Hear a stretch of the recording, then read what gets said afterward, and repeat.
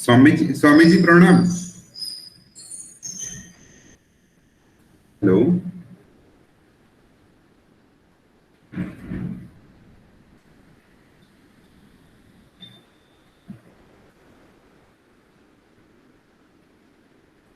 Hello.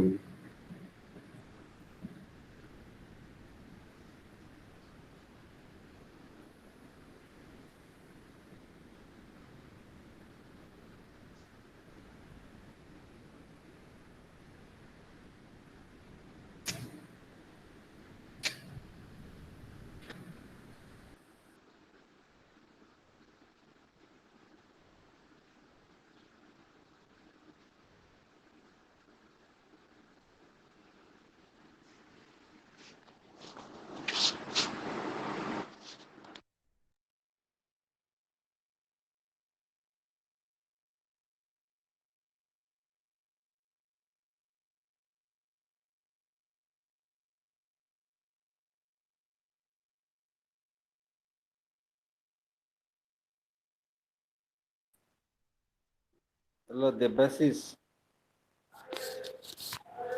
Debashish हाँ sir, नमस्कार।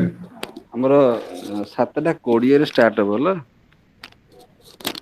हाँ ठीक अच्छे सर। माने 7:15 किंतु 5 मिनिट ହେଲା। हाँ हाँ ठीक अच्छे। हाँ ठीक अच्छे। आपण आज स्वामी जी को टिके इंट्रोड्यूस कर देबे माने फास्ट डे तो। ନାଇଁ ନାଇଁ ତୁମେ କର, ମୁଁ ମେଣ୍ଟାଲି ଠିକ ନାହିଁ, ତୁମେ କର। अच्छा ठीक अच्छे ठीक। ସ୍ୱାମୀଜୀ ହଉଛନ୍ତି ଚିନ୍ମୟ ମିଶନ ବାରିପଦା। ଚିନ୍ମୟ ମିଶନ ବାରିପଦା ହେଲା। हाँ ठीक।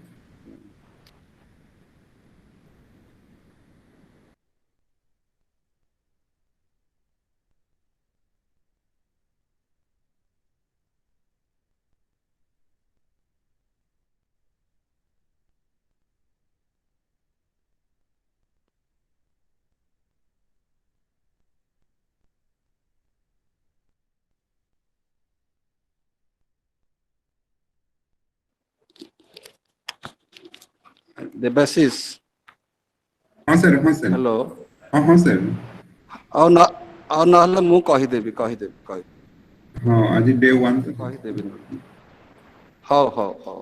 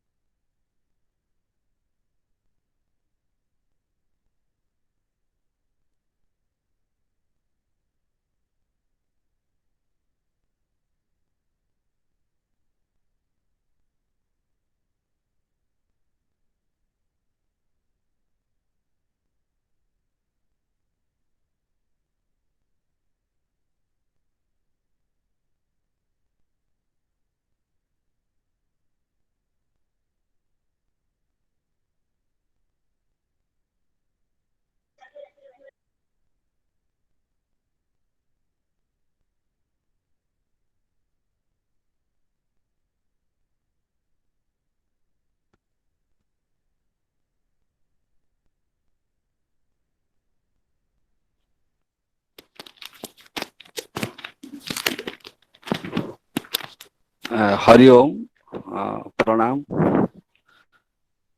ଆମର ଫିଲୋସଫି ଫ୍ୟାମିଲି ଦର୍ଶନ ପରିବାର ତରଫରୁ ପ୍ରତ୍ୟେକ ଦିନ ସକାଳେ ଏ ଆଧ୍ୟାତ୍ମିକ ଆଲୋଚନା ଗତ 8 ତାରିଖରୁ ଆମେମାନେ ଆରମ୍ଭ କରିଛୁ ଏବଂ ଆମର ମନ ଭିତରେ ଗୋଟେ କଳ୍ପନା ଅଛି ଏବଂ ସଂକଳ୍ପ ଅଛି ଯେ ଏହା ପ୍ରତିଦିନ ଜାରି ରହିବ ଏବଂ ବିଭିନ୍ନ ବିଷୟବସ୍ତୁକୁ ନେଇ ଆମେ ଆଲୋଚନା କରିବା, ଯାହା ଆମର କଲେଜରେ ପଢୁଥିବା ଛାତ୍ରଛାତ୍ରୀ ମାନଙ୍କର ବିଷୟବସ୍ତୁ କୁ ଆଧାର କରି ଏ ଆଲୋଚନା ଚକ୍ର କୁ ବ୍ୟବସ୍ଥିତ କରାଯାଇଛି। ଗତ 8 ତାରିଖରୁ 14 ତାରିଖ ପର୍ଯ୍ୟନ୍ତ ଆମେମାନେ ଈଶାବାସ୍ୟ ଉପନିଷଦ ଆଲୋଚନା କରୁଥିଲେ। ସେଥିରେ ସ୍ୱାମୀ ସଦାନନ୍ଦ ସରସ୍ୱତୀ ଚିନ୍ମୟ ମିଶନ ଭୁବନେଶ୍ୱର ଆମମାନଙ୍କୁ ଈଶାବାସ୍ୟ ଉପନିଷଦ ବିଷୟରେ ବହୁତ ସୁନ୍ଦର ଭାବରେ ତାଙ୍କର ଉପସ୍ଥାପନା, ତାଙ୍କର ବୁଝେଇବାର ଶୈଳୀ ଆମକୁ ମନ୍ତ୍ରମୁଗ୍ଧ କରିଥିଲେ।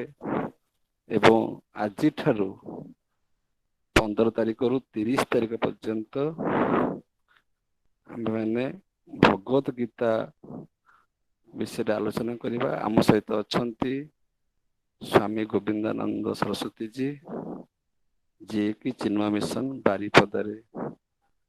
ବାରିପଦାର ଦାୟିତ୍ୱରେ ଅଛନ୍ତି। ସିଏ ଖାଲି ସ୍ୱାମୀଜୀ ବୋଲି କହିଲେ ଯଥେଷ୍ଟ ନୁହଁ, ବହୁତ ଉଚ୍ଚ କୋଟିର ବ୍ୟକ୍ତିତ୍ୱ।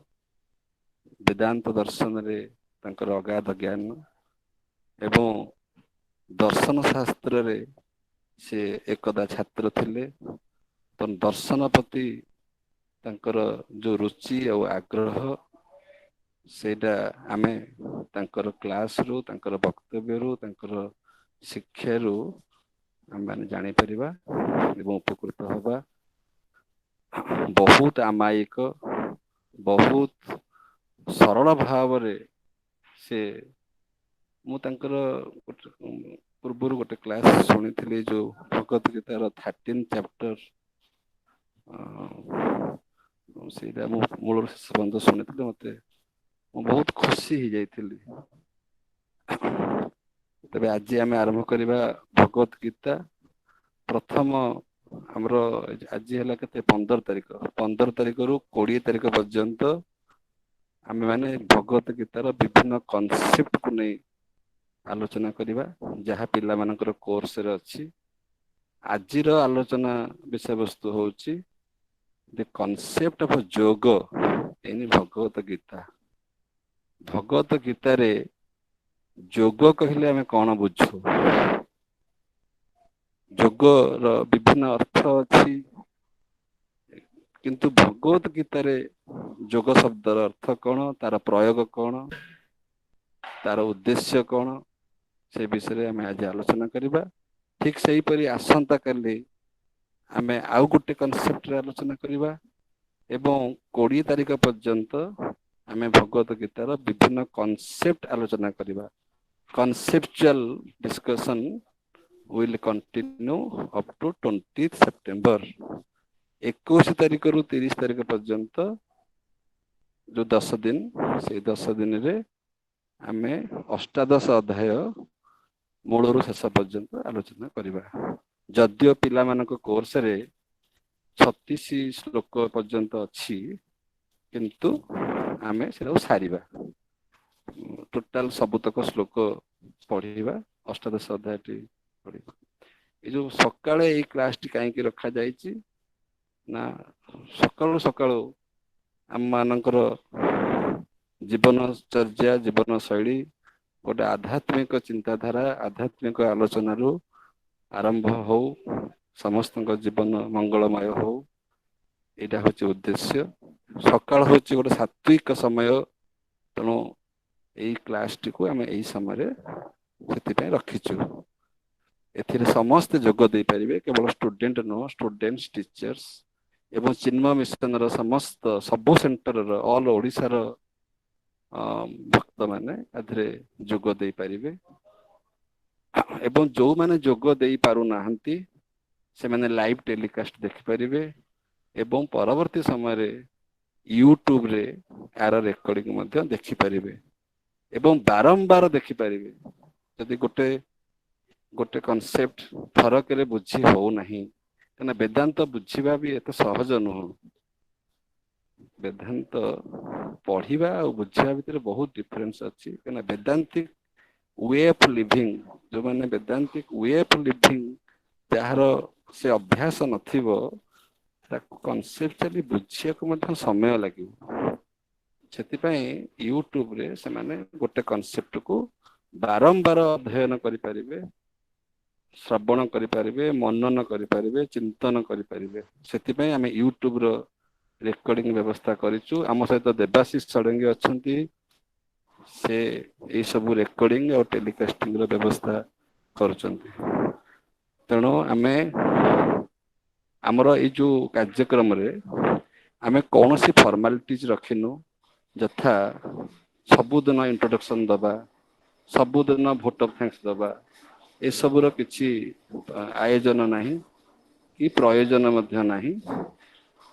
ଆମର ଡାଇରେକ୍ଟ କ୍ଲାସ ଷ୍ଟାର୍ଟ ହବ ଏବଂ କ୍ଲାସ ସରିବ। ଯଦି କାହାର କିଛି ଡାଉଟ ଥାଏ, ସେଇଟା ଲାଷ୍ଟ 5 ମିନିଟ ଅତି ଇମ୍ପୋର୍ଟାଣ୍ଟ କୋଶ୍ଚିନ୍, କେବେ ଆଡୁ ସାଡୁ କୋଶ୍ଚିନ୍ ପଚାରି ସମୟ ନଷ୍ଟ କରିବା ଠିକ ନୁହଁ। ଯଦି ନିହାତି କାହାର କିଛି ଡାଉଟ ଅଛି, ତେବେ ଲାଷ୍ଟ 5 ମିନିଟ ଆମେ ଡିସ୍କସନ ପାଇଁ ରଖିବା। ଯଦି ଦରକାର ପଡେ, ଯଦି କିଛି ଡାଉଟ ନାହିଁ ଠିକ ଅଛି, ଖାଲି ପଚାରିବା ପାଇଁ ପ୍ରଶ୍ନ ପଚାରିବାଟା ଗୋଟେ ଅନୈତିକ କଥା। ବହୁ ଜାଗାରେ ଏଇ ଅଭିଜ୍ଞତା ମୋର ଅଛି। ଲୋକମାନେ ପଚାରିବା ପାଇଁ ପଚାରନ୍ତି, ମୁଁ ଗୋଟେ କଣ ଆଜି ପଚାରିଦେଲି, ମୁଁ ଟିକେ ଆଖି ଦୃଷ୍ଟିଆ ହେଲି, ମୁଁ ଆଇ କ୍ୟାଷ୍ଟ ହେଲି, ମୁଁ ସ୍ୱାମୀଜୀଙ୍କୁ ପଚାରିଦେଲି, ସେମିତି ନୁହଁ। ଯଦି ପ୍ରକୃତରେ କାହାର ଜିଜ୍ଞାସା ଅଛି, କାହାର ଜାଣିବାର କିଛି ଅବୁଝା ରହିଲା, ସେଟାକୁ ଗୋଟେ ପ୍ରସାଦ ସ୍ୱରୂପ, ଜ୍ଞାନକୁ ପ୍ରସାଦ ସ୍ୱରୂପ ଭାବରେ ଗ୍ରହଣ କରି ଆମେ ପ୍ରଶ୍ନ ପଚାରିଲେ, ସେଇ ଯୋଉ ଉତ୍ତର ଆସିବ, ସେ ଉତ୍ତର ଗୁରୁଙ୍କ ଠାରୁ ଆସିବ ନାହିଁ, ସେ ଉତ୍ତର ସ୍ୱୟଂ ବ୍ରହ୍ମାଙ୍କ ଠାରୁ ଆସିବ। ଶବ୍ଦ ରୂପରେ ହିଁ ସେଇ ଉତ୍ତର। ପ୍ରଶ୍ନ ଗୋଟେ ଶବ୍ଦ, ଉତ୍ତର ମଧ୍ୟ ଶବ୍ଦ। ଶୂନ୍ୟରୁ ପ୍ରଶ୍ନ ଆସିବ, ଶୂନ୍ୟରୁ ମଧ୍ୟ ଉତ୍ତର ଆସିବ। ଯଦି ଆର୍ଟିଫିସିଆଲି ଆମେ କୋଶ୍ଚିନ୍ ପଚାରିବା, ତାହେଲେ ତାହା ଫଳପ୍ରଦ ହୁଏ ନାହିଁ, କେବେ ବି ହୁଏ ନାହିଁ। ତେଣୁ ଆର ଗୋଟେ ଗୁରୁତ୍ୱ ଅଛି। ଏଠି ଆମେ ନମ୍ବରସ ଦେଖୁନା, କେତେ ଲୋକ ଜଏନ କଲେ। ଯଦି 10ଟି ଲୋକ ବି ଜଏନ କଲେ, ଆମର ସେଇଟାକୁ ଆମେ ଗୁରୁତ୍ୱ ଦବାନି। କାହିଁକିନା ଆମେ ଏଇଟା ଯୋଉ ରେକର୍ଡିଂ କରୁଛୁ, ଏଇଟା ସବୁଦିନ ପାଇଁ, ଜନ କଲ୍ୟାଣ ପାଇଁ, ସୋସାଇଟିର ମଙ୍ଗଳ ପାଇଁ ଏ ରେକର୍ଡିଂଟି ରହିଲା। ଆକୁ ଲକ୍ଷ ଲକ୍ଷ ଲୋକ, କୋଟି କୋଟି ଲୋକ ଦେଖିପାରିବେ। ଏଇ ମନୋବୃତ୍ତିରେ ଆମେ ଏଇ ପ୍ରୋଗ୍ରାମ ଆରମ୍ଭ କରିଛୁ। ତେଣୁ ସେଇ ମନୋବୃତ୍ତିରେ equal minded people should get together here. ତାହେଲେ କଣ ହବ ନା, ସବୁ ଜିନିଷର ଗୋଟେ ଆତ୍ମତୃପ୍ତି ମିଳିବ। ଆଧ୍ୟାତ୍ମିକ ଆଲୋଚନାରେ ମଧ୍ୟ ଗୋଟେ ଆତ୍ମତୃପ୍ତି ମିଳେ। କଣ ମୁଁ ପାଇଲି ନା, ମୁଁ ଆତ୍ମତୃପ୍ତି ପାଇଲି।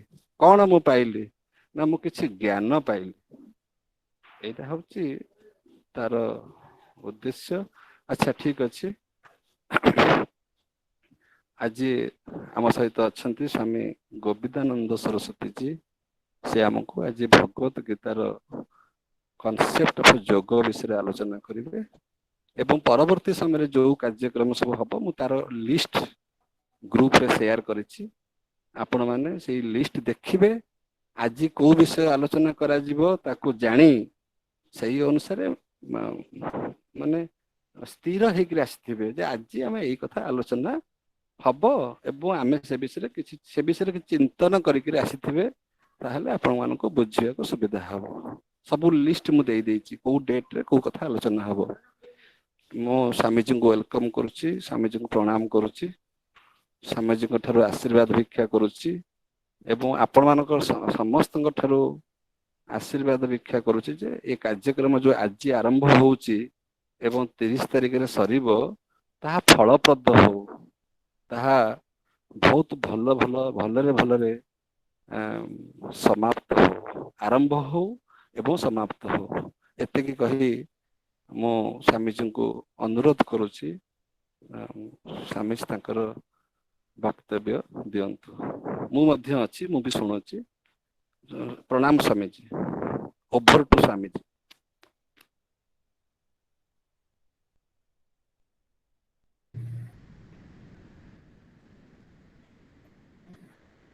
ସ୍ୱାମୀଜୀ ମ୍ୟୁଟ ରେ ଅଛନ୍ତି, ଅନମ୍ୟୁଟ କରିଦିଅନ୍ତୁ।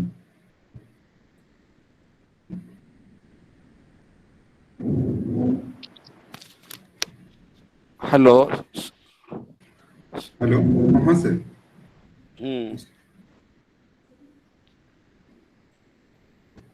ଆଚ୍ଛା। ସ୍ୱାମୀଜୀ ପ୍ରଣାମ। ଆପଣ ଅନମ୍ୟୁଟ କରନ୍ତୁ। ଅନମ୍ୟୁଟ କରନ୍ତୁ। ଆମର ଗୁଗୁଲରେ ଆମେ କାହାକୁ ଅନମ୍ୟୁଟ କରିପାରିବା ନାହିଁ, କେବଳ ମ୍ୟୁଟ କରିପାରିବା। ସ୍ୱାମୀଜୀ ଆପଣ ଦେବାଶିଷ ହଁ ସାର୍। ୟୁ ଆଡ୍ରେସ ମୁଁ ଟିକେ କହିପାରୁନି। ୟୁ ଆଡ୍ରେସ ହଁ ହଁ ଠିକ ଅଛି, ଠିକ ଅଛି, ଠିକ ଅଛି। ହ୍ୟାଲୋ ସ୍ୱାମୀଜୀ, ଆପଣଙ୍କର ମ୍ୟୁଟ ଅଛି, ଆପଣ ଅନମ୍ୟୁଟ କରିନିଅନ୍ତୁ। ସ୍ୱାମୀଜୀ ଆପଣଙ୍କର ମ୍ୟୁଟ ଅଛି, କିଛି ବି ଶୁଣା ଯାଉନି। ଆପଣ ସେଠି ଗୋଟେ ବଟନ ଥିବ, ସେଟାକୁ କ୍ଲିକ୍ କରନ୍ତୁ, ମାଇକ୍ ବଟନ। ଆଚ୍ଛା, ମୁଁ ଫୋନ କରିଦଉଛି।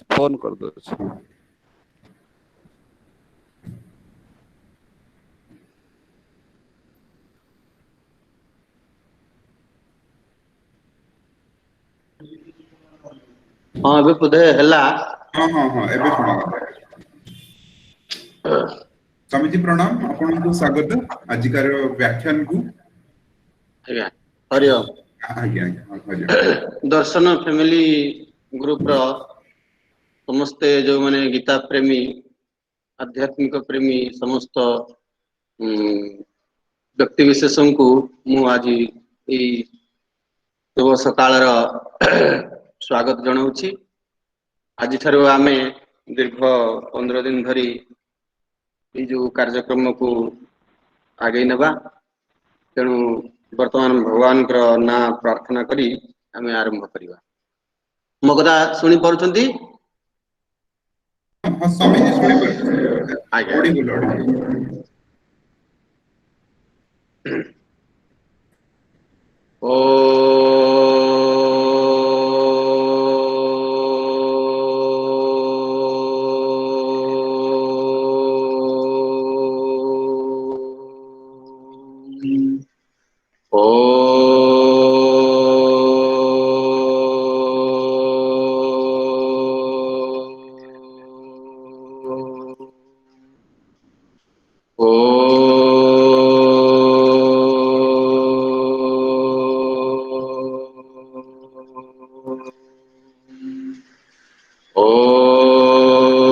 सहना भवतु सहनौ भुनक्तु सह वीर्यं करवावहै तेजस्विनावधीतमस्तु मा विद्विषावहै।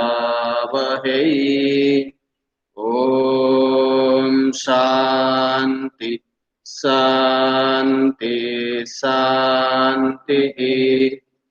ॐ सदाशिवसमारम्भाम् शङ्कराचार्यमध्यमाम् अस्मदाचार्यपर्यन्ताम् वन्दे गुरुपरम्पराम् वन्दे गुरुपरम्पराम्।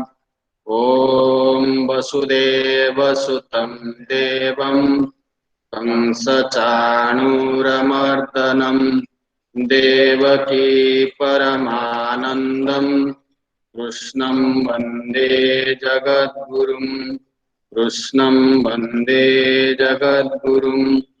ॐ नीलाचलनिवासाय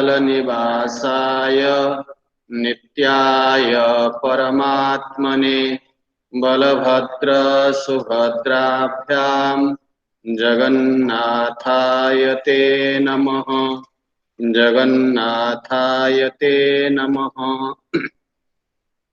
आजिर ए शुभ सकाळ रे दर्शन फैमिली ग्रुप रो समस्त श्रोता माननकु मु ए कार्यक्रम को स्वागत जनाउछि। आज थारु दीर्घ 15 दिन पई आमे विभिन्न आध्यात्मिक विषय आलोचना करिबा। जो आजिर विषय वस्तु रखाई द कॉन्सेप्ट ऑफ योग इन भगवत गीता। श्रीमद् भगवत गीता रे योग विषय रे कौन कहाई योगर अवधारणा कौन से विषय आम आज आलोचना करिबा। जेहेतु आरंभ दिन आगे समय आमको अधिका हो गलानी तथापि आमे चेष्टा करवा से भितर कवर करने प्रत्येक दिन गोटे गोटे टॉपिक ऊपर आमर आलोचना हम।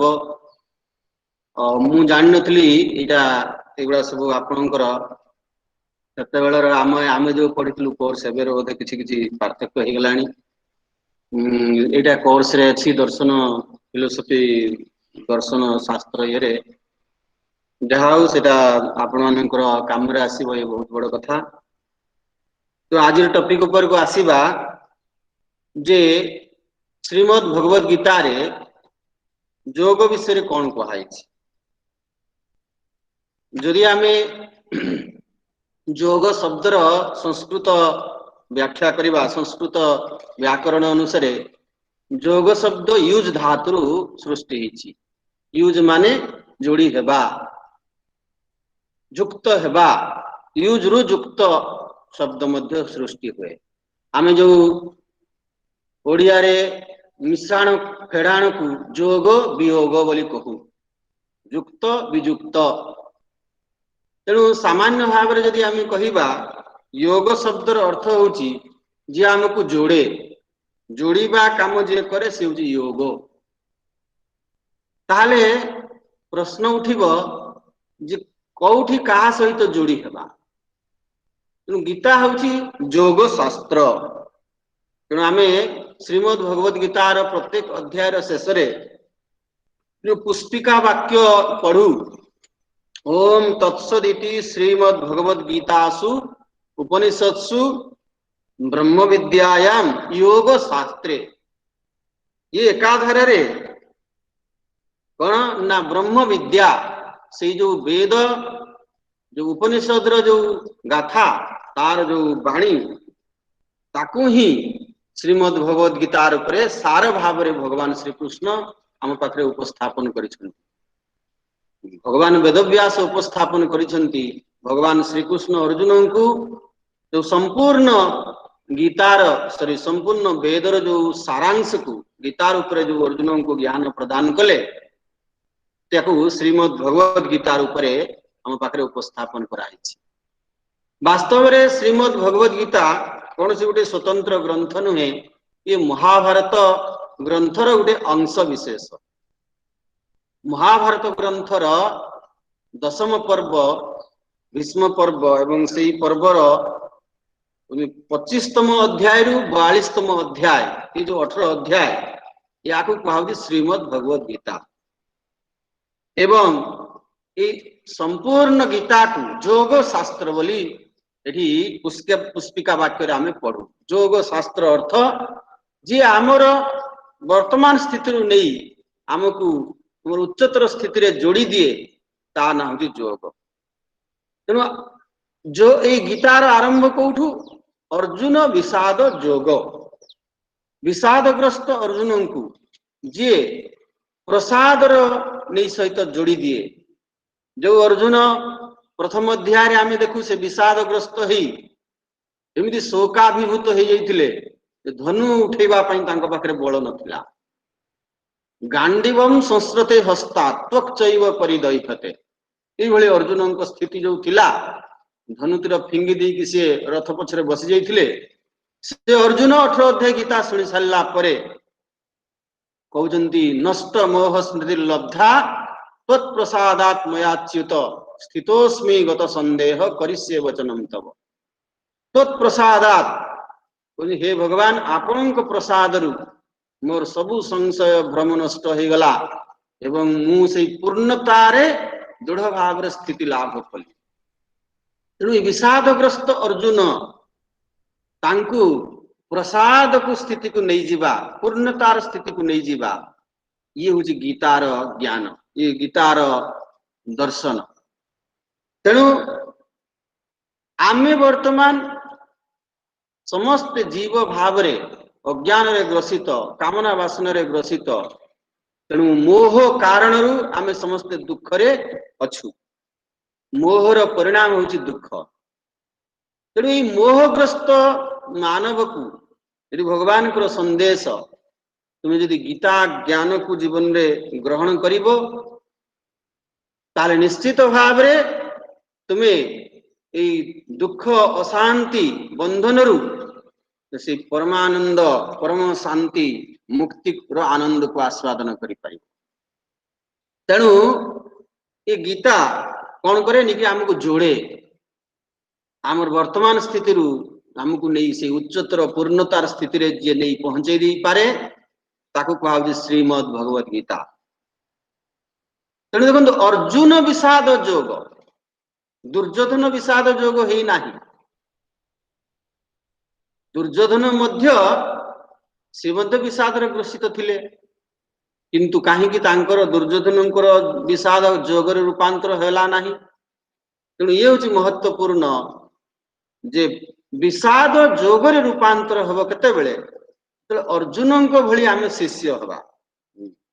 दुर्योधन मध्य गुरु पाख गले गुरु द्रोणाचार्य पाख किंतु से किभली कहिले राजा वचनम अब्रवीत से गुरु पाख गले किंतु राजा ही गले अहंकार प्रदर्शन कले किंतु अर्जुन होइकरी कोन गले शिष्यस्तेहम साधिमाम त्वाम प्रपन्नम हे भगवान मु आपनकर शिष्यत्व स्वीकार करूछि मते आपण मार्गदर्शन करंतु। तेणु जितेबाला अर्जुन को भली आमे शिष्य भाव नहीं ए गीता को अध्ययन करिबा गीता को श्रवण करिबा ताले जेंगे आमे संपूर्ण भाव ता द्वारा लाभान्वित हो परिबा। जदियो तीन जन मुख्य श्रोता एथिरे अर्जुन को भगवान डायरेक्ट सुनैले संजय शुणी कि तांको दिव्य दृष्टि बलरे से जहा देखुतले सुनुतले धृतराष्ट्र को कथा सुनाउतले किंतु अर्जुन केवल ये घोषणा कले जे भगवान मोर संपूर्ण मोह नष्ट हो गला एवं मु से पूर्णतार स्थिति को प्राप्त कली किंतु संजय केवल कहिले मते ये बहुत भलो लागिला किंतु धृतराष्ट्र किछि भी कहि पारले नाही तांकर जेमिति मोह सेमिति मोह रही गला।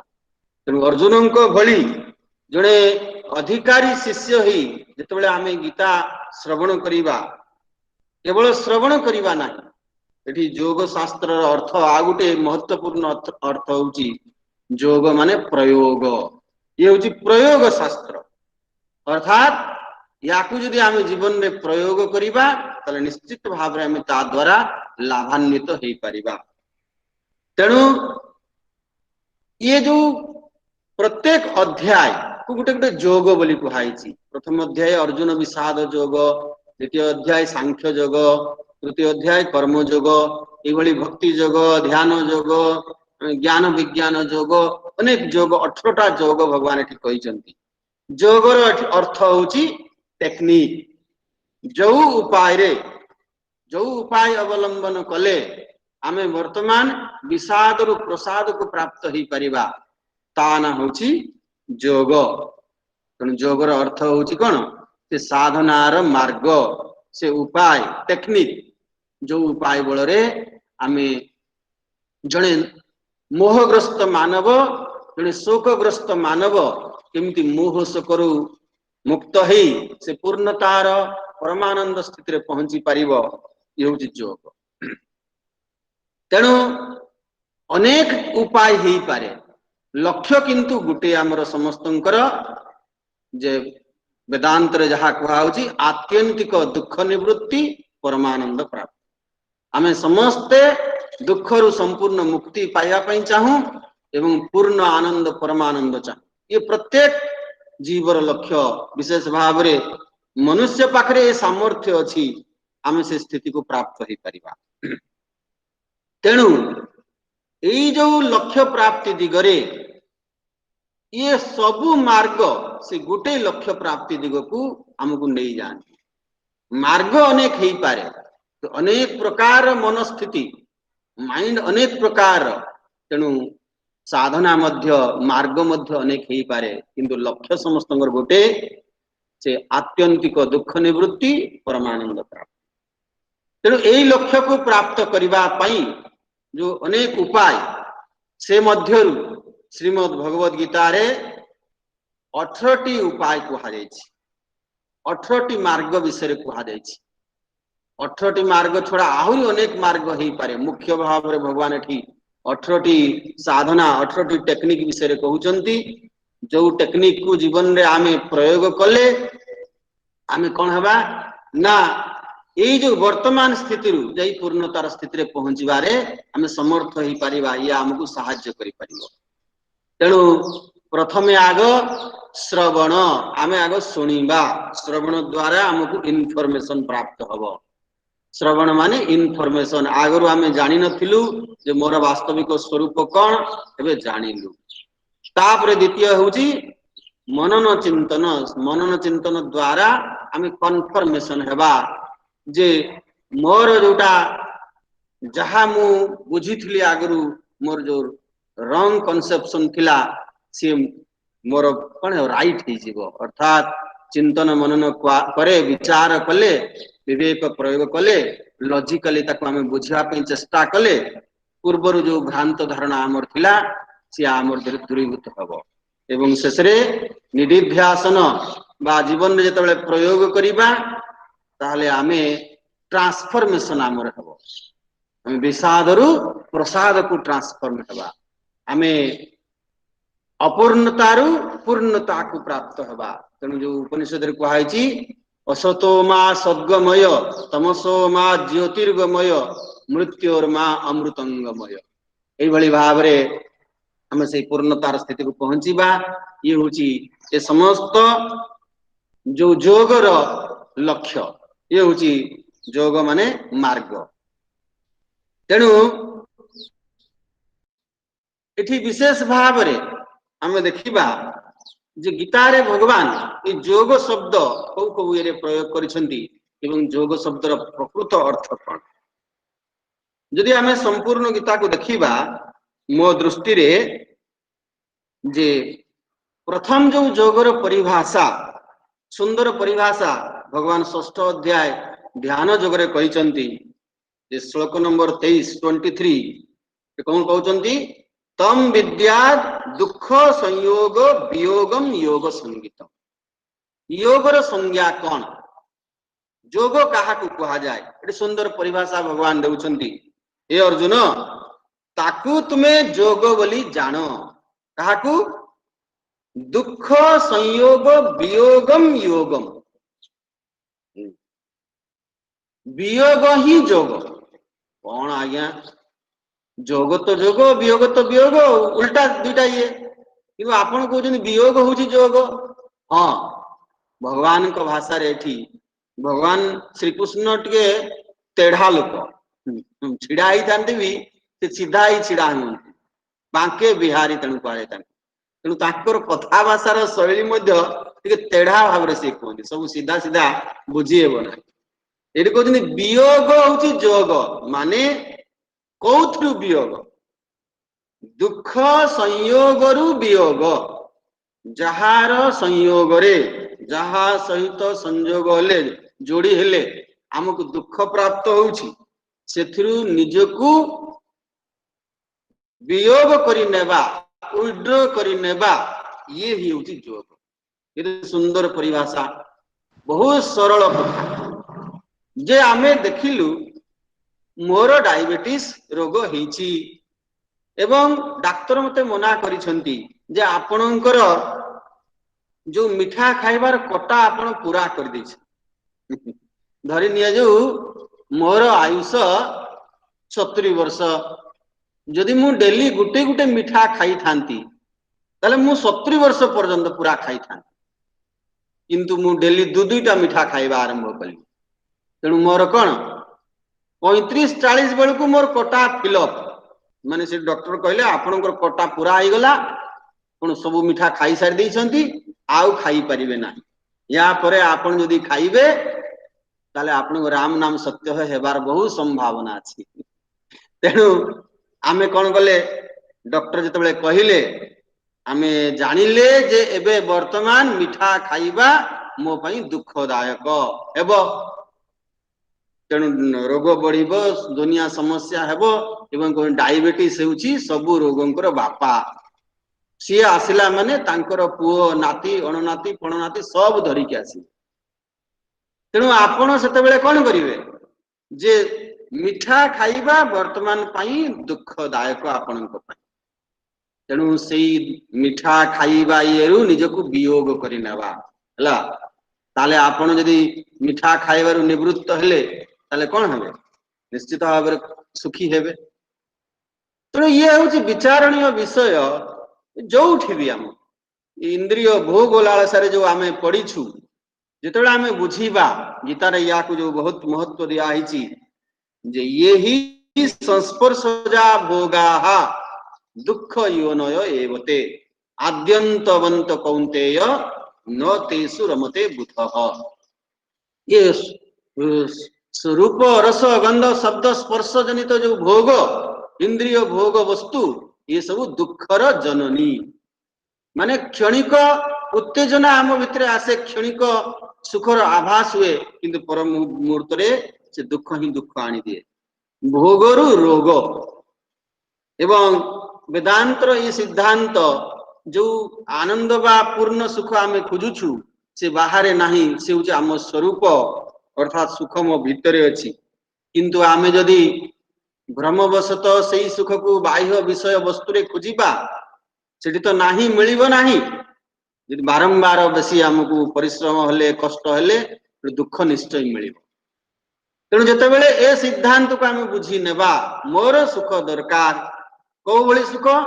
पूर्ण सुख परमानेंट हैप्पीनेस पूर्ण सुख माने जो सुख सर्वदा सर्वत्र सर्वथा उपलब्ध होतबो सबु स्थान रे सबु समय रे सबु परिस्थिति रे मते से सुख मिलुथबो ताकू कहउची पूर्ण सुख बा आमे मॉडर्न रे कहया परमानेंट हैप्पीनेस एवं सेही सुख कोठी मिलिबो ना से होची हमर स्वरूप जेतला आमे से स्वरूप रे जाई अवस्थान करिबा स्वरूप रे जाई पहुंचीबा ताले हमकु सुख मिलिबो किंतु आमे से सुख खोजुछु कोठी बाह्य विषय वस्तु व्यक्ति तेणु सुख खोजिबा स्वाभाविक किंतु भूल ठिकाना रे आमे खोजुछु तेणु मिली पारुना आमे कोठी खोजुछु बाह्य विषय वस्तु व्यक्ति रे खोजुछु किंतु अछि कोठी भितरे अछि मोर स्वरूप होउछि सुख स्वरूप तेणु जते बेले ए सिद्धांत को आमे बुझीबा ताले आमे वियोग हबा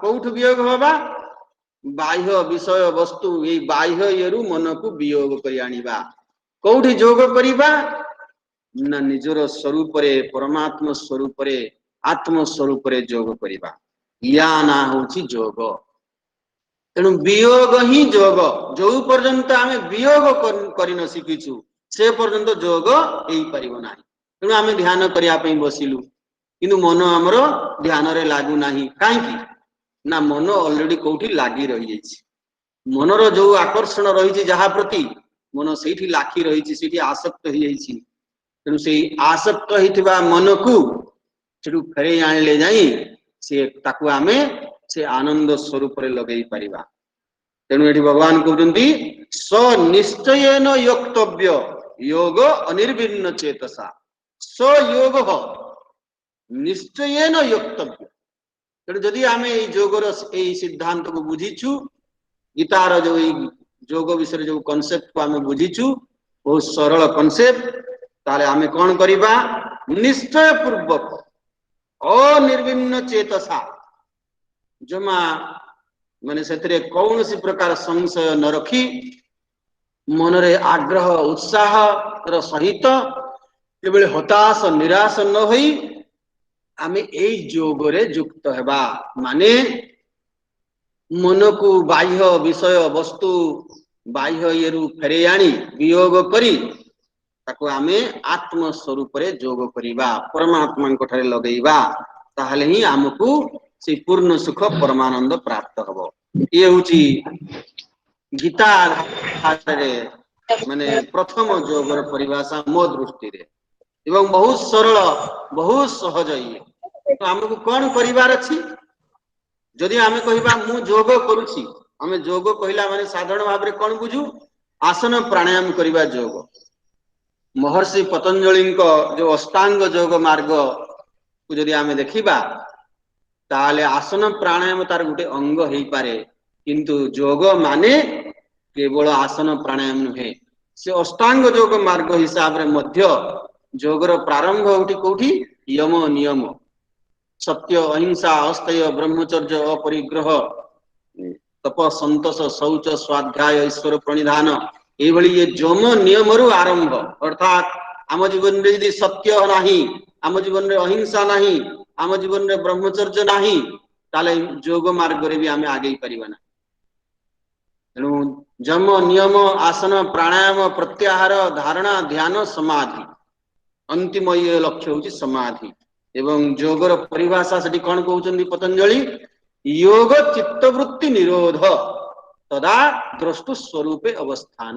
जोग माने कोन चित्तवृत्ति को निरोध करिबा अर्थात जो वर्तमान हमर चित्तवृत्ति मनर वृत्ति कुआड़ को जाइछि बाह्य विषय आड़ बहिर्मुखी मन होउची सेही बहिर्मुखी मन को निरोध करिबा निरोध माने रोकिबा ताकू विषय आड़ को जिबारे अटकेइबा देइका या कोन करिबा एटा होला प्रथम काम। द्वितीय काम होउची तदा द्रष्टु स्वरूपे अवस्थानम तो निजर वास्तविक द्रष्टा स्वरूप मु साक्षी मु द्रष्टा मु चैतन्य स्वरूप से चैतन्य स्वरूप सच्चिदानंद स्वरूप रे मन को लगेइबा या ना होची कोन योग पतंजलि ये जोगर परिभाषा कहउछ।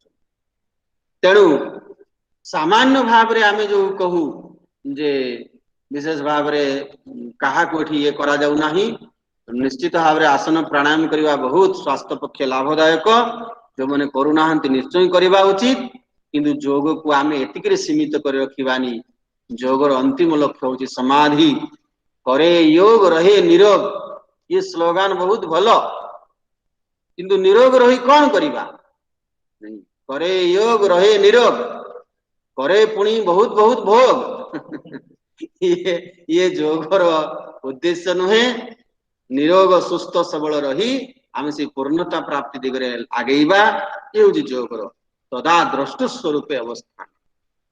तेणु प्रथम ये आमे देखिले जे जोग अनुसारे ये होची प्रथम जोगर परिभाषा गीता दृष्टि रे।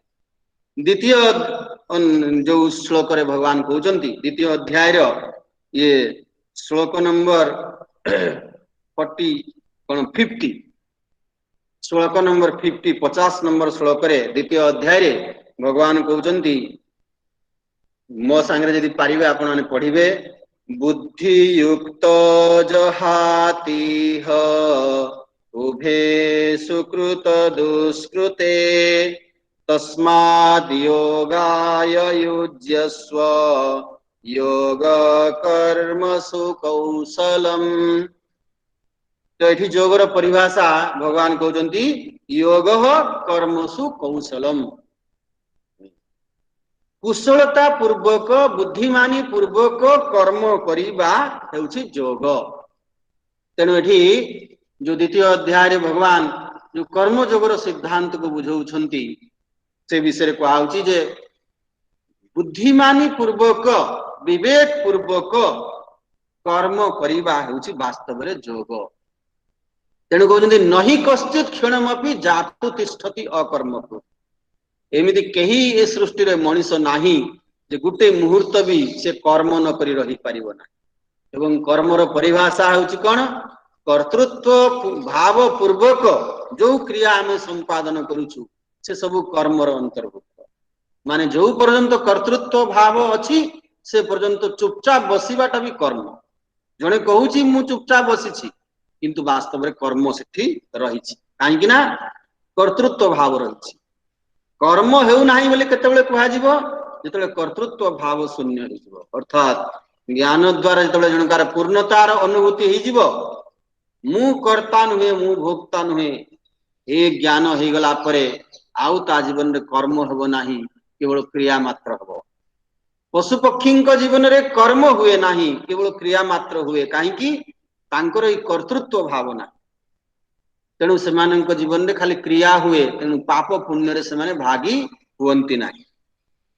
ତେଣୁ ଆମେ ଯୋଗ କରିବା ଅର୍ଥ କଣ? କୌଶଳତା ବୁଦ୍ଧିମାନୀ ପୂର୍ବକ ବିବେକ ପୂର୍ବକ କର୍ମ କରିବା ହେଉଛି ଯୋଗ। ବାସ୍ତବରେ କର୍ମ ଯୋଗର ଇଏ ପରିଭାଷା। ତେଣୁ ବିବେକ ପୂର୍ବକ କର୍ମ କରିବା କଣ? ତେଣୁ କର୍ମ ଯୋଗ କୌଣସି ବିଶେଷ କର୍ମର ନାଁ ନୁହେଁ, କର୍ମ ଯୋଗ ହଉଛି ଗୋଟେ ବିଶେଷ ବୁଦ୍ଧିର ନାଁ। ଏବଂ ଦ୍ୱିତୀୟ ଅଧ୍ୟାୟରେ କର୍ମ ଯୋଗକୁ ଭଗବାନ ବୁଦ୍ଧି ଯୋଗ ବୋଲି ମଧ୍ୟ କହିଛନ୍ତି। ମାନେ ଆମେ ଯାହା ଆମର କର୍ତ୍ତବ୍ୟ କରୁଛୁ, ଯାହା ଆମେ ଦୈନନ୍ଦିନ ଆମର ଜୀବନ ଯାପନ ନିତ୍ୟ କର୍ମ ନୈମିତ୍ତିକ କର୍ମ ଯାହା ବି କରୁଛୁ, ସେ କର୍ମକୁ କଣ ବିଶେଷ ବୁଦ୍ଧିରେ କରିବା, ଅର୍ଥାତ ଈଶ୍ୱର ସମର୍ପଣ ଭାବନାରେ କରିବା। ତଦର୍ଥମ କର୍ମ କୌନ୍ତେୟ ମୁକ୍ତ ସଙ୍ଗ ସମାଚର।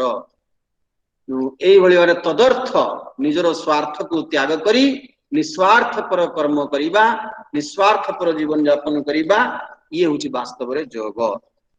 ତେଣୁ ଏଠି ଭଗବାନ କହିଲେ ବୁଦ୍ଧି ଯୁକ୍ତ ଜହାତିହ, ଯିଏ ବୁଦ୍ଧି ଏଇ ବିବେକରେ ଯୁକ୍ତ। କୋଉ ବୁଦ୍ଧିରେ ଯୁକ୍ତ ହୁଏ?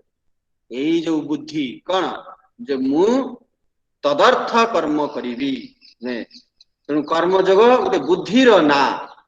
ତେଣୁ କଣ ସେ ବୁଦ୍ଧି? ଆମର କର୍ମଯୋଗ ସିଦ୍ଧାନ୍ତରେ କୁହାଯାଇଛି ଯେ କର୍ମ, ପ୍ରତ୍ୟେକ କର୍ମରେ ତିନି ପ୍ରକାର ଆସକ୍ତି ହେବାର ସମ୍ଭାବନା ଅଛି।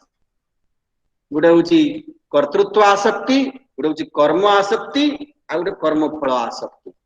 ଏ ତିନି ପ୍ରକାର ଆସକ୍ତିକୁ କମ କରିବା ପାଇଁ ତିନି ପ୍ରକାର ବୁଦ୍ଧି।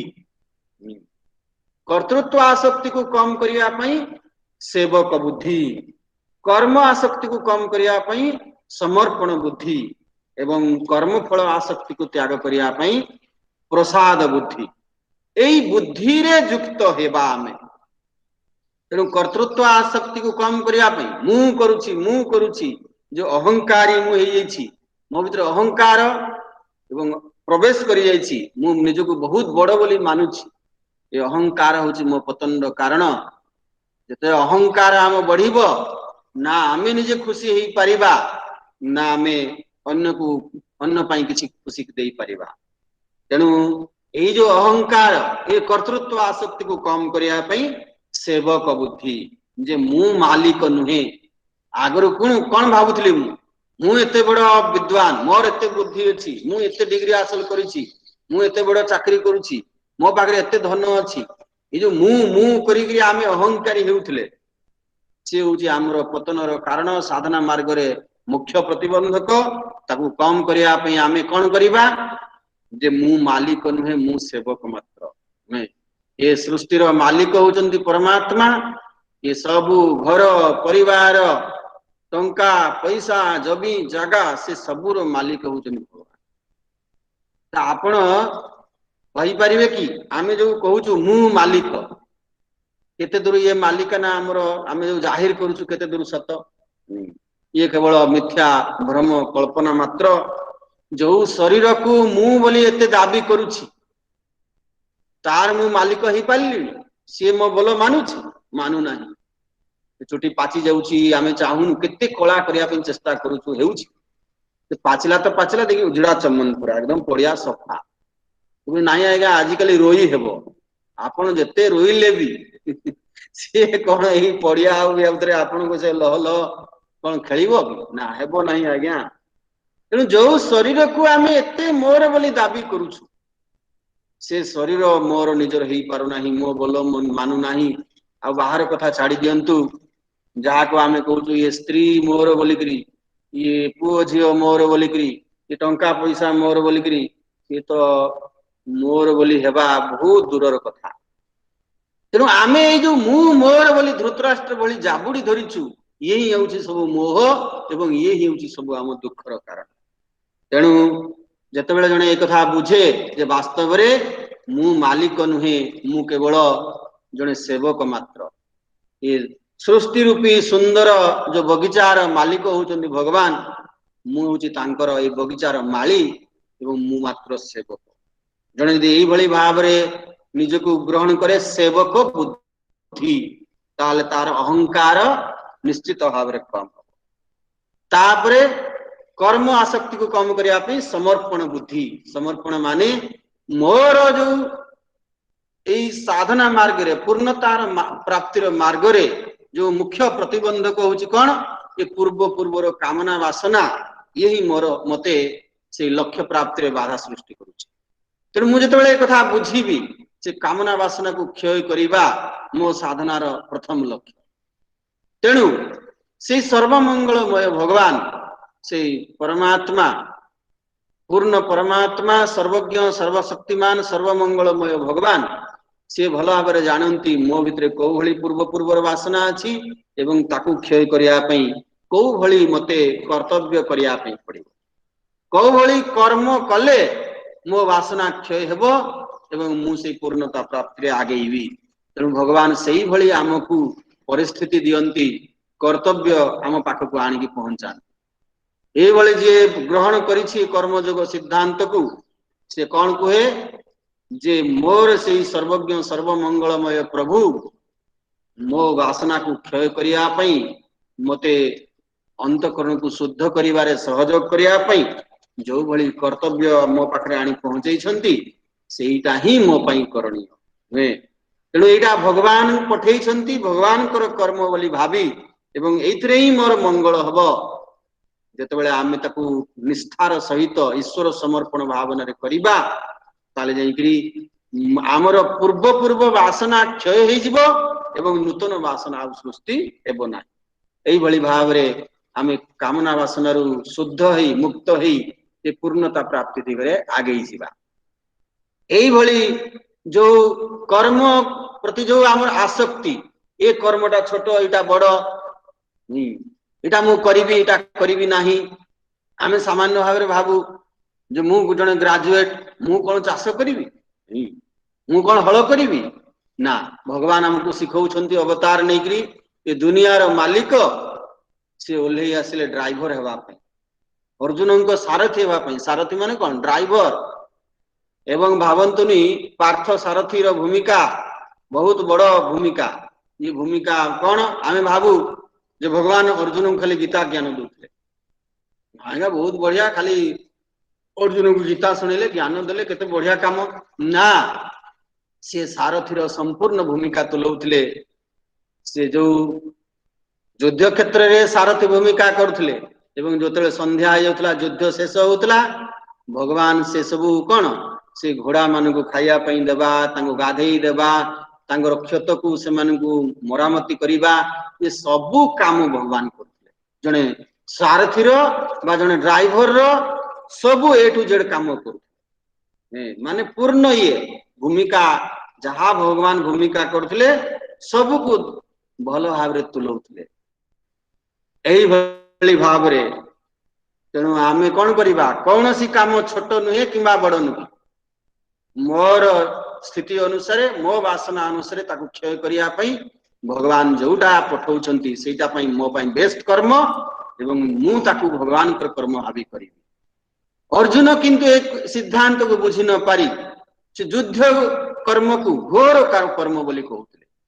अर्जुन जने क्षत्रिय वीर हिसाब रे से जीवन जाक ए को वासना को बढ़ई छंती, केवल ए क्षत्रिय वासना को बढ़ई चली छंती। पूर्वर मध्य से भली तांको वासना नहीं जन्म होइथिले। तेणु अर्जुनंकर ए जो क्षत्रिय वासना केमिति क्षय होई थांता युद्ध करिबा द्वारा। किंतु भ्रमवशत अज्ञानवशत अर्जुन ए युद्ध कर्म को घोर कर्म कही सेतरु पलायन करिया पे चेष्टा करथिले। युद्धरु पलायन करथिले अर्जुनंकर ए वासना क्षय होई पारि थांता ना से पूर्णता प्राप्त करि पारि थांते। तेणु भगवान कहउछन हे अर्जुन जे तुमे युद्ध कर किंतु तुमको पाप लागिब नाही, काहे कि ना एटा तुमर कर्तव्य कर्म। तेणु कर्तव्य कर्म को आम ईश्वर समर्पण भावना करिबा कौन कर्म छोट नुहे कि बड़ नुहे मोर पाई मोर सामर्थ्य अनुसार मो वासना क्षय होगा भगवान ये कर्म पठे तापर तृतीय हूँ कर्म फल आसक्ति जहाँ भी आमको कर्म कर सारा मु कर्ता है कि कर्म कले मते भोक्ता है कि से फल भोगिया पड़ो तेणु कर्म कर सारा जहाँ फल मिल से फल मो भगवान ही पठे कर्म फल दाता होती भगवान तेणु सी सर्व मंगलमय मु तांकर संतान तेणु से मो मंगल ही सब पठाती तेणु जिते मोर अहंकार बहुत बढ़ी जाए मोर आसक्ति बहुत बढ़ी जाए ताकू दूर करने भगवान से दुख भी टिके पठाती तेणु दुख पछरे भी से भगवान मंगल कामना रही आशीर्वाद हाथ रही तेणु जड़े साधक से कौन करे सुख दुख सबको भगवान को प्रसाद रूप ग्रहण करे एवं प्रसादे सर्व दुखानाम आनिरस्य उपजायते प्रसन्न चेतस ह्यासु बुद्धि पर्यवतिष्ठते ये प्रसाद रूप ग्रहण कले जाकि आम जीवन सब दुख दूर यही भाव में भगवान कहते बुद्धि युक्त जहाती यही तीन प्रकार बुद्धि रे युक्त ही जहाती से त्याग करे उभे सुकृत दुष्कृते से सुकृत हो कि दुष्कृत हो जहाँ कर्तव्य रूप आसे से करे किंतु आसक्ति को त्याग करे जहाँ फल से सही ये हूँ बुद्धिमानी पूर्वक कर्म करवा ही हूँ जोग यही तीन प्रकार बुद्धि सहित युक्त ही कर्म करवा ये हूँ जोगर परिभाषा एवं अंतिम ये भगवान कहते द्वितीय अध्याय श्लोक नंबर 48 नंबर श्लोक रे भगवान कहते योगस्थ कुरु कर्माणि एका सांगरे पढ़िबा योगस्थ कुरु कर्माणि संगम त्यक्त्वा धनंजय सिद्ध्य सिद्ध्य समो भूत्वा समत्वं योग उच्यते तेणु यही द्वितीय अध्याय 48 नंबर श्लोक रे कहले समत्वम योग उच्यते समत्व ही हेउची योग ए समत्व स्थिति रे पहुंचीबा ही हेउची योग समस्त माने हे अर्जुन तुम्हें यही समत्व योग रे स्थित ही कर्म कर कौ समत्व योग सिद्धि असिद्धि समो भूत्वा सिद्धि माने सफलता असिद्धि माने विफलता सफलता विफलता रे प्रभावित नहीं से सफलता एवं विफलता रे समत्व भाव रखिबा ही होती योग तेणु सामान्य भाव रे आमे समस्त कर्म करू सफलता पाइया पई सक्सेस केही असफल हबा पई चाहंतिनी किंतु ये फल कर्म करिबा आम हाथ रे किंतु फल संपूर्ण आम हाथ रे नाही कर्मण्ये बाधिकारस्ते मा फलेषु कदाचन कर्म करिबारे आमे संपूर्ण स्वतंत्र किंतु फल गीतारे भगवान कहते 5टा फैक्टर उपरे फल निर्भर करे ताको आमे 18 अध्याय आहुरी देखिबा अधिष्ठानम तथा कर्ता करणम च पृथक विधम विविधाश्च पृथक चेष्टा दैवम चैवात्र पंचमम ये 5टा फैक्टर कर्म फल को प्रभावित करे ताले आमे केवल कर्ता को दायी करि परिबा कि ना तेणु कर्म करिबारे आमे संपूर्ण स्वतंत्र किंतु फल आम हाथ रे नाही तेणु सामान्य भाव रे कोन कहउचंती कर्तुराज्ञया प्राप्यते फलम कर्म किम परम कर्म तज्जनम भगवान रमण महर्षि तांको उपदेश सार ग्रंथ रे कहउचंती से सर्वमय कर्ता भगवान को निर्देश रे सब फल हमको प्राप्त हुए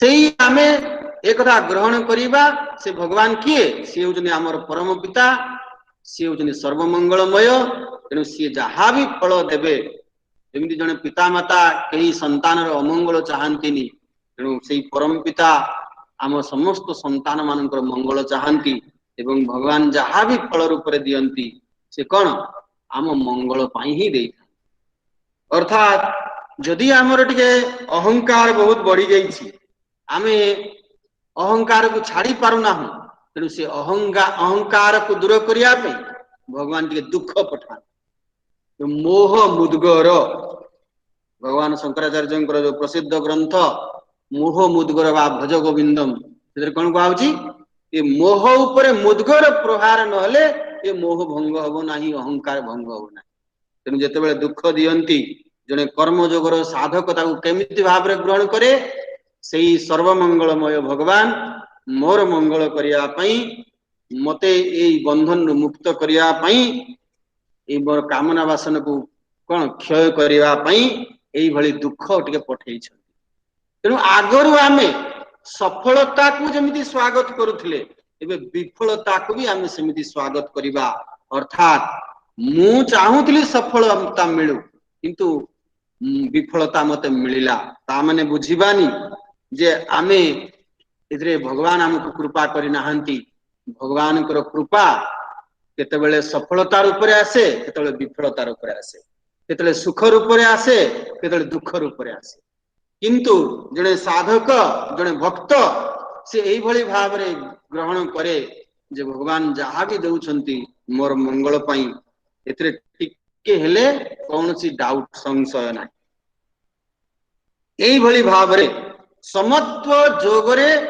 प्रतिष्ठित हवा समत्व जीवन रे रखिबा अर्थात जहाँ भी फल आसु तेणु मु यही भली भाव रे ग्रहण करिबी जे दुख पछरे भी भगवान कर आशीर्वाद हाथ रही तेणु आम जीवन को जब आम लक्ष्य करवा संपूर्ण जीवन ताहले आम जीवन रे जहाँ भी घटना घटी आम जीवन रे जितेबेले भी विपद आसी दुख आसी से दुख पछरे किसी गोटे निश्चय भल मंगल आम लुचि रही केमिति जानी परिबा जेतेबेले भगवान जो उद्देश्य रे पठेइछंती ताकू जदि आमे बुझी परिबा ग्रहण करि परिबा ताले निश्चय आमे ताकू खोजी पाई परिबा तेणु आमे महाभारत रे प्रसिद्ध प्रसंग आमे जानू कुंती माता को जेतेबेले भगवान कहिले जे कोन मागुछ मो ठारू माग से कहले मते आमको दुख दियन बेसी आमको दुख दियन भगवान पचलले जे बुआ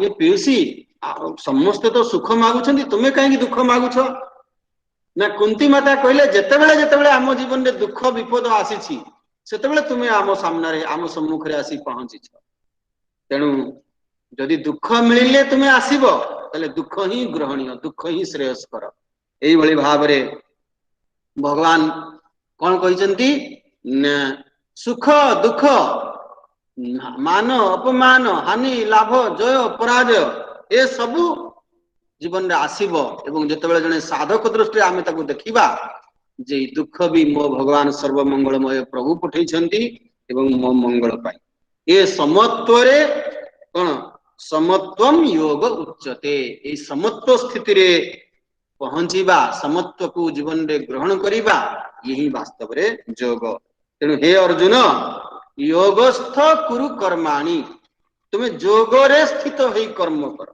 कौ योग रे ए समत्व रूपी योग रे स्थित होई कर्म कर एवं समत्व योग रे स्थित हेले बोली केमिति जानिबा ना संगम त्यक्त्वा माने तीन प्रकार आसक्ति को कम करिबा तीन प्रकार आसक्ति को कम करिया पिन चेष्टा करिबा ही हेउची समत्व योग अर्थात कर्तृत्व आसक्ति कर्म फल आसक्ति जदि आसक्ति धीरे धीरे हमर कम हैला ताले आमे जानिबा जे मु ए समत्व योग रे स्थित होइछि बोली एवं ये होची कोन श्रीमद् भगवत गीता रे योगर परिभाषा तो आमे देखिले विशेष मुख्य भाव रे तीनोटी श्लोक रे षष्ठ अध्याय रो 23 नंबर श्लोक द्वितीय अध्याय रो 48 एवं 50 नंबर श्लोक रे ई योग विषय रे भगवान एई भली भाव रे तांकर मत देइछंती एवं आमे जने केवल फिलोसफी रो स्टूडेंट भाव रे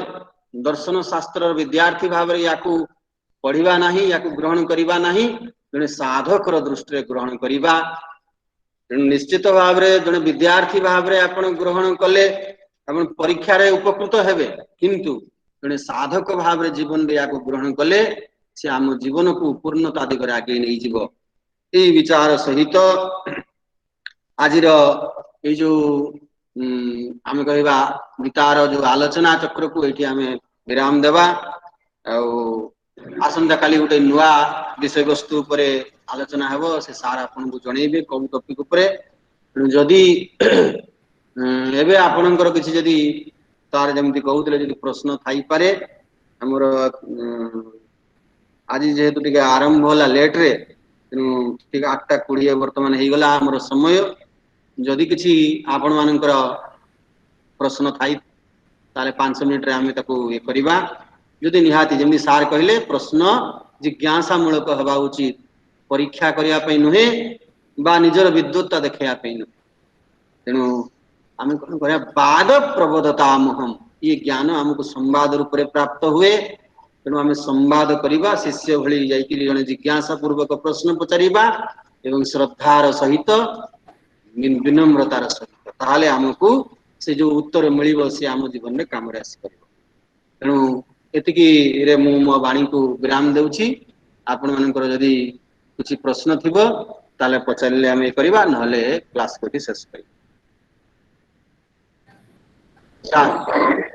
स्वामी जी रेणुबाला सुंदर राय से जानबो को चाहउछंती कि क्रिया और कर्म क्रिया एवं कर्म कोन उदाहरण से तो बुझी देखंतु कर्म रो डेफिनेशन कोहा होची कर्तृत्व भावक पूर्वक जो क्रिया संपादित हुए ताकू कहा जाए कर्म तेणु जो कर्म जो क्रिया पछरे कर्तृत्व भाव नाही से क्रिया को कर्म कहा जाई परिबो नाही एवं से कर्म जो कर्म को आमे कर्तृत्व भाव पूर्वक करिबा से ही हमको कर्म फल पाप पुण्य रे हमको प्रभावित करिवो तेणु देखो पशुटीए ता पाखरे कर्तृत्व भाव नाही तेणु पशु द्वारा केवल क्रिया होउछि कर्म हो नाही तेणु ताको पाप पुण्य लागिबो नाही पशुटी बाघटी या भाबु नाही जे वर्तमान वर्षा दिन होइछि घास बहुत बढ़िया अछि आ हरिण बहुत अछंती तेणु 20-30 टा खने मार देकी फ्रिज रे रखी देथिबी तापर आराम रे जतले खरा दिन रे आ हरिण मिलिबेनी आराम रे एकदम सुई सुई बसी बसी खाइबी से कथा से भाबुछि कि काहे ना ता पाखरे से कर्तृत्व भाव नाही किंतु मनुष्य पाखरे अछि तेणु बाघ द्वारा जो जहा होउछि से प्रकृति द्वारा नियंत्रित तेणु ता द्वारा केवल क्रिया होउछि तेणु ताको भोक लागिला से उठिला देखिला तार जो जतिकी भगवान प्रकृति तांकु देइछि बुद्धि से खोजिला को हरिणटा को टार्गेट करी ए हरिणटा दुर्बलिया जणा पडुछि याकू मु सहज रे शिकार करि पारि तेणु ताको से शिकार कला मारिला खाइला सोई पड़ला जदि ता पेट पुरिछि ता ऊपर देकी जदि हरिण डेईकी भी जिबे ता सामने रे चरुथिबे तथापि से सेड को दृष्टि देबो ना तेणु पशु मानक द्वारा सेमानकर जेहेतु ए कर्तृत्व भाव नाही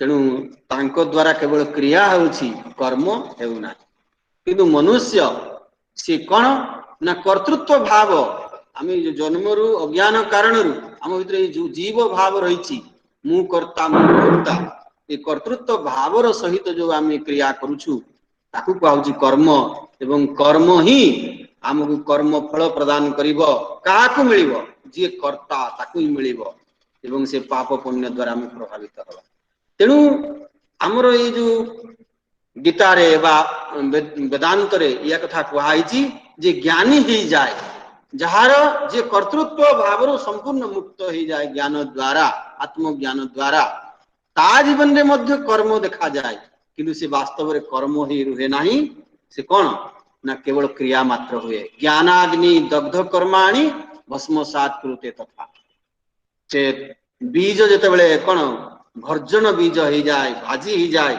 से गछ आउ हेबो नाही तेणु ज्ञानी द्वारा क्रिया मात्र हुए कर्म हुए नाही काहे कि ना तार कर्तृत्व भाव ज्ञान द्वारा नष्ट हो जाइछि तेणु ज्ञानी जीवन रे कर्म देखा जाए किंतु से कर्म फल रे बांधी हुए नाही तेणु से सुख दुख रे आउ बांधी हुए नाही एई भली भाव रे हमर शास्त्र रे कर्म एवं क्रिया रो पार्थक्य को कहैछि हरि ओम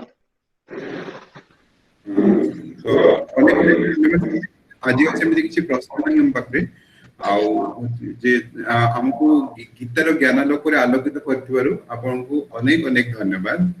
ଆଉ ଧନ୍ୟବାଦ ଦଉଛି ଆମ ସହିତ ପ୍ରତିଭାଗୀ ମାନେ ଯୋଉମାନେ ଯୋଡି ହେଇଛନ୍ତି ସୁନ୍ଦର ଭାବରେ ସେମାନେ ନିଜର ପ୍ରଶ୍ନକୁ ରଖୁଥିବାରୁ ଆଉ ଶୁଣୁଥିବାରୁ ସମସ୍ତଙ୍କୁ ଅନେକ ଅନେକ ଧନ୍ୟବାଦ। ଆପଣ ସମସ୍ତଙ୍କ ଦିନ ମଙ୍ଗଳମୟ ହେଉ। ଓମ୍ ପୂର୍ଣ୍ଣମଦ ପୂର୍ଣ୍ଣମିଦಂ ପୂର୍ଣ୍ଣାତ୍ ପୂର୍ଣ୍ଣମୁଦଚ୍ୟତେ ପୂର୍ଣ୍ଣସ୍ୟ ପୂର୍ଣ୍ଣମାଦାୟ ପୂର୍ଣ୍ଣମେବାବଶିଷ୍ୟତେ। ଓମ୍ ଶାନ୍ତି शांति शांति। हरि ओम श्री गुरुभ्यो नमः। हरि ओम। समस्त को अशेष अशेष धन्यवाद। पुणी आसंता काली ठीक 7:15 रे सकाळो 7:15 रे आमे आउथरे एकाठी हेबा आ गुटे नुआ विषय वस्तु पर आलोचना करिया। हरि ओम। निश्चित समय आपनको अपेक्षा